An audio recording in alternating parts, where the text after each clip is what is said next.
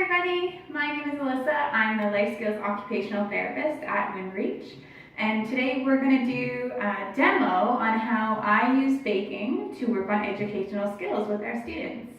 So we are going to be making some very simple scones today. They require not too many ingredients, and typically most people will have these in their pantry or in their fridge already. The first thing that we needed to do was wash our hands. So if you can go and wash your hands, that'd be great.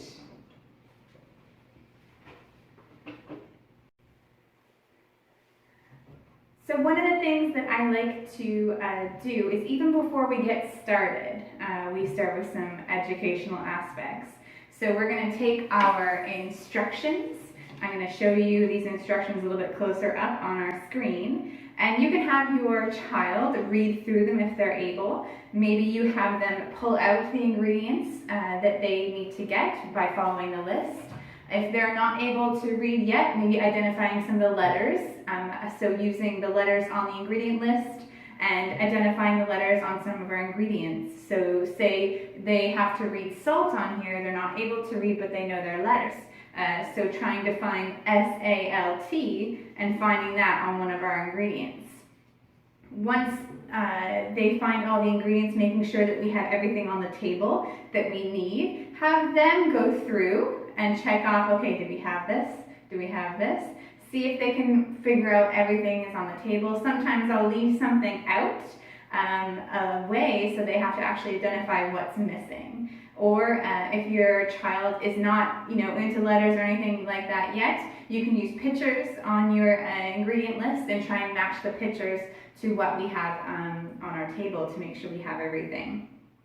So once you've gone through everything on your list, we've read the instructions, or at least read to their capability, then we can get started with some actual activity. So the first thing on my directions is actually starting with our dry ingredients. You'll find that a lot of recipes, especially baking recipes, start with your dry ingredients and then work on your wet ingredients and then combined, just as a general rule. It was kind of cool to realize that. So the first thing we need to do is combine our flour, our sugar, our baking powder, and our salt.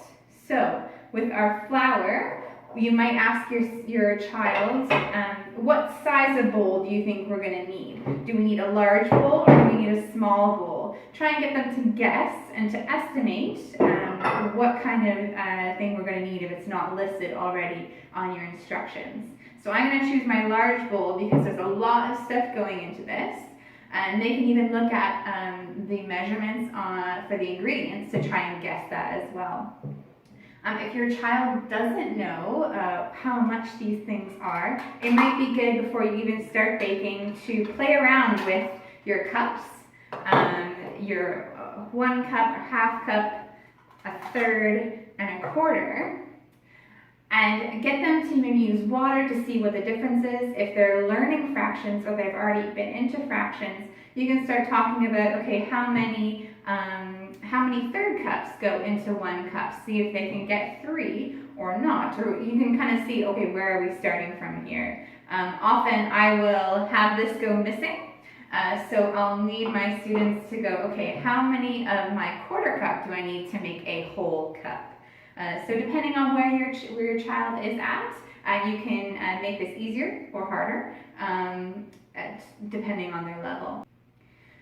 So once we identify where our child is at when it comes to their ability with math, with fractions, with adding and subtracting, then you can decide, okay, what do I need, what can I get them to do, what do I need to assist with, all that kind of thing. So I read on my instructions that I need 3 cups of all-purpose flour. So I could either ask them how many, 1 cups, so how many of these do I need? I need 3. I could ask them how many half cups, so I would need 6.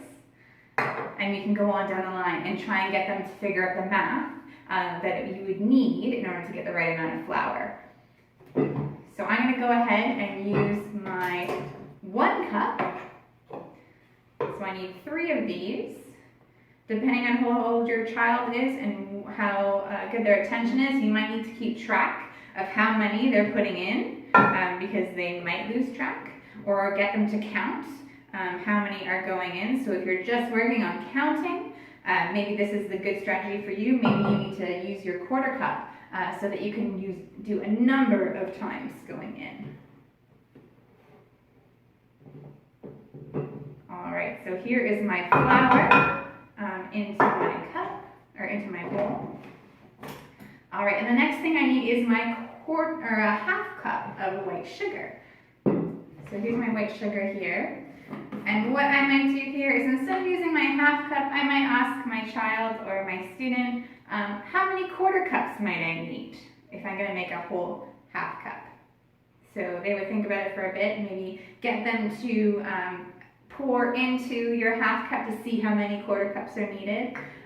One of the big things that I find with our kids is they don't realize this is a unit of measurement, and they'll just dig a little bit and not actually measure it all the way to the top. So really getting them to fill your measurement tools so that you're actually getting the correct amount.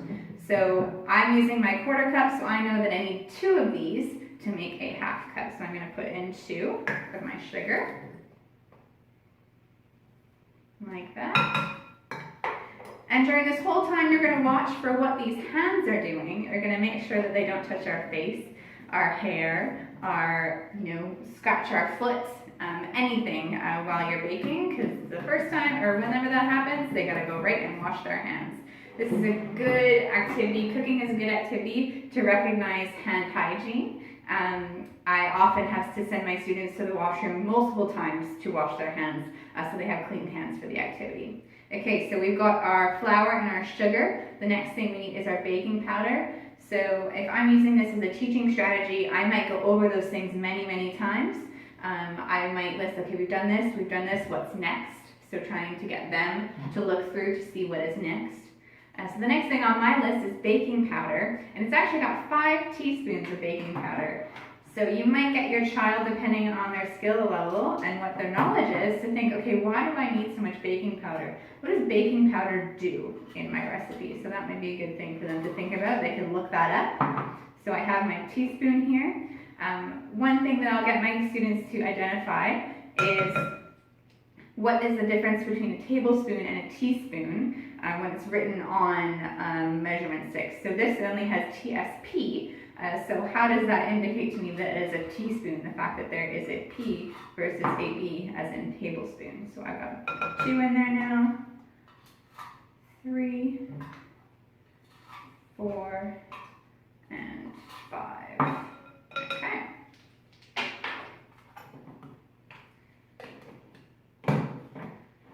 So just like on our sheet here, I might get our students to spell out what the ingredients are called. I might get them to sound them out if they can as we're using them. I might get them to look and notice the different textures as they go in. These are all white ingredients, but they are all slightly different in how they look and what they smell like or taste like. So the next thing on my list is my salt, and it's a very small amount of salt, so it's only a ½ teaspoon. So finding that. What's great about a lot of these kind of measurement spoons is they are often a different color for each one, making them kind of easy to recognize the difference. Getting my ½ teaspoon. I usually have them measure it over a different bowl because the salt can get a little crazy, and I'd rather extra salt into a smaller cup that I don't need instead of my actual ingredients. All right, I'm going to give this a stir. Now, stirring is a great activity for upper body strength, for coordinating your upper body, using both hands. So having one hand supporting the activity and one hand actually completing the activity. You can try and get them to switch and use their non-dominant hand if they're trying to add more challenge to the activity. A lot of kids are going to get tired very quickly doing this type of stuff. So that is all stirred together. And now my instructions say cut in butter. So I'm going to look at how much butter I need. I need 3/4 cup of butter. Now, a lot of your butter sticks have really cool measurements on them.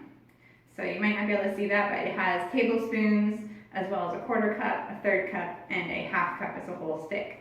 So they can use that, and you can figure out how much you need based on what's written on here. So that's kind of a neat aspect of our sticks of butter. Now I already had some butter out, so I'm going to use that. So what we're doing to cut in the butter is we're just taking our knife and cutting it into little bits. Now, depending on the age of your child, you may do this part or you may get them to do it. Totally up to you and their safety around knives. I'm just using a butter knife, but definitely up to your own safety and your own what you're comfortable with your child. Now, we're getting to the part where it's important to have clean hands. Our hands are going to get a little bit messy soon because we're going to knead through this dough to try and make that butter disappear. Now, our hands are going to get messy when we do that, but all the butter disappeared. But it's a good mess, and a lot of kids don't know the difference between a good mess and a mess they want to get off their hands right away. So some kids need to work on being comfortable with their hands being a little bit messy for a minute. That there's something on their hands that they can't get off, that they're not supposed to wipe that onto their clothes or anything else. So this is kind of an interesting aspect of this this recipe, is the fact that you're getting your hands in here. So we're going in, we are squishing the butter between our fingers. Now this is a really good fine motor activity.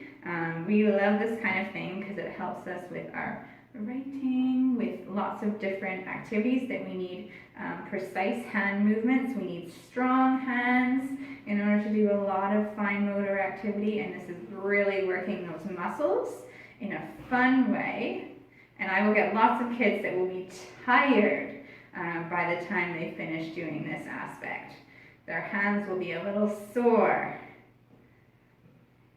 So I'm going to keep on going with this. It does take a minute or two. We want to make it look kind of crumbly, almost like cornmeal.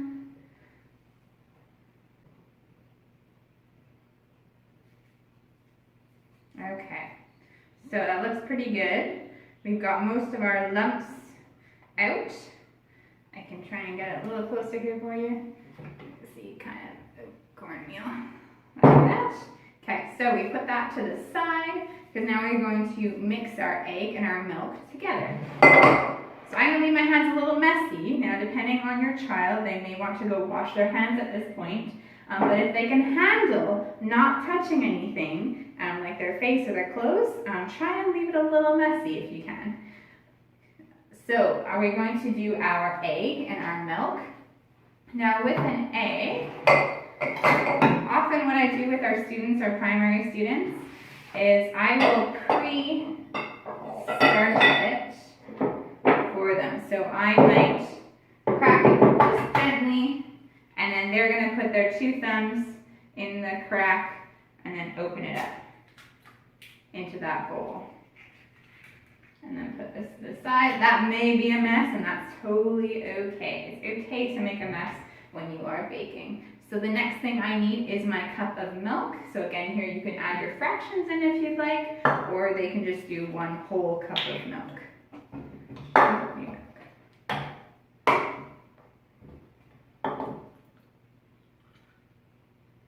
So I'm getting my milk, I'm measuring up to the line. There we go. Put everything to the side. I'm going to stir that with my whisk.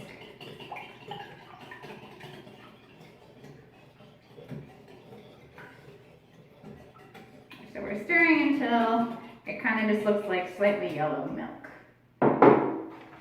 And again, using that whisk is really good for our students to practice their coordination and fine motor skills.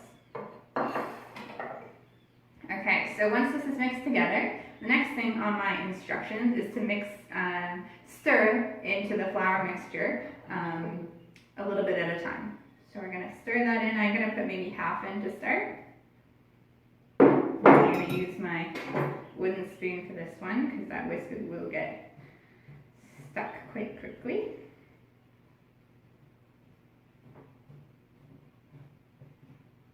Now this is another good upper body strength activity, getting that flour mixed in with that milk and egg.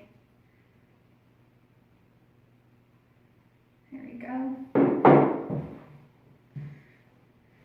So I'm mixing that, I'm really having to use my upper body, stirring it around, supporting with that other hand. Don't worry if a little bit comes out, we're going to clean up everything afterwards anyway. This is a good way to get messy in a yummy way.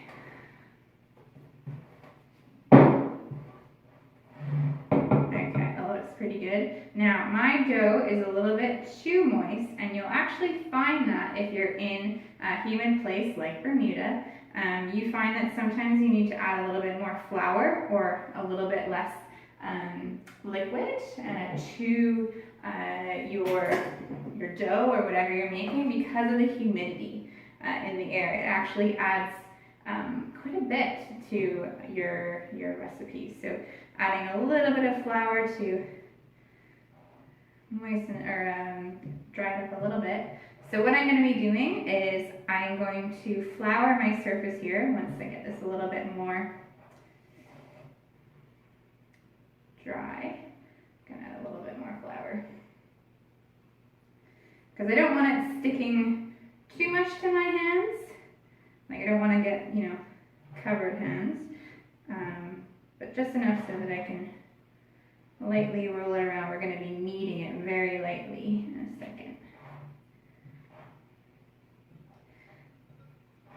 Now, if you have older kids, say older primary or middle school, feel free to let them, if you think they're capable, to do this basically all on their own. This is a pretty simple recipe. If they mess up, they mess up. That's okay. So I'm going to flour my surface.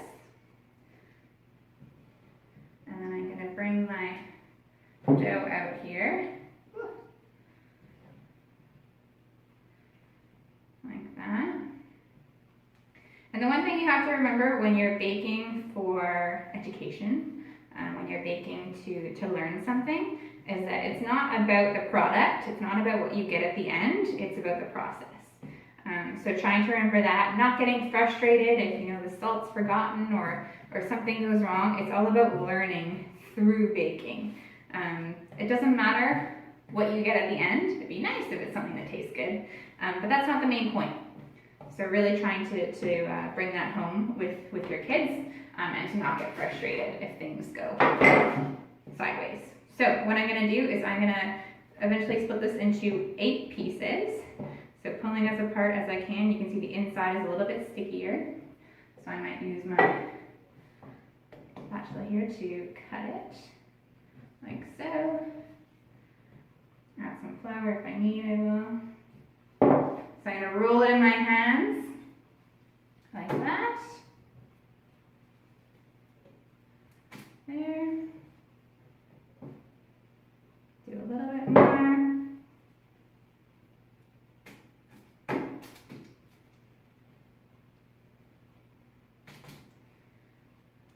The rolling is the best part sometimes.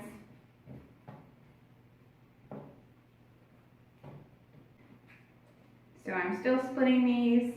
You're going to try and make sure that it doesn't stick to your hands. Rolling it in your hands. This is actually kind of a difficult skill depending on the age of your child. Rolling something gently in their hands so they don't squish it. And just got my 4 here. And then I'll have 8 lovely scones. You're going to put this into the oven at around 400 degrees Fahrenheit for around 15-16 minutes. They're going to be nice, hopefully golden brown at the end, looking lovely. So I'm going to put these into my oven and we'll see what they look like.